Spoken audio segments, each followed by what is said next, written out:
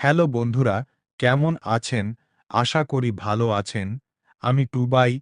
আমার ইউটিউব চ্যানেলে যদি নতুন থাকেন, চ্যানেলটিকে অবশ্যই সাবস্ক্রাইব করে দিবেন এরকম ভিডিও পাওয়ার জন্য। পশ্চিমবঙ্গের রাজনীতিতে পরিচিত একটি নাম দিলীপ ঘোষ।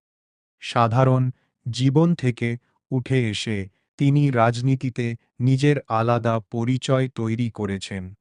১৯৬৪ সালের ১ আগস্ট পশ্চিমবঙ্গের খড়গপুরে জন্মগ্রহণ করেন দিলীপ ঘোষ। ছোটবেলা থেকেই তিনি সমাজসেবামূলক কাজে আগ্রহী ছিলেন। পরবর্তীকালে তিনি রাজনীতিতে যোগ দেন এবং ভারতীয় জনতা পার্টির অন্যতম গুরুত্বপূর্ণ নেতা হিসেবে পরিচিত হন। তার স্পষ্ট বক্তব্য ও সাধারণ মানুষের সঙ্গে যোগাযোগের জন্য তিনি বিশেষ জনপ্রিয়তা অর্জন করেন। পশ্চিমবঙ্গ বিজেপির রাজ্য সভাপতি হিসেবেও তিনি দায়িত্ব পালন করেছেন।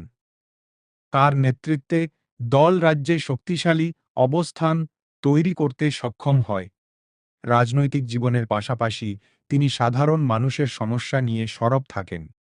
সেন্টেন্স আজও তিনি পশ্চিমবঙ্গের রাজনীতির একটি গুরুত্বপূর্ণ মুখ হিসেবে পরিচিত।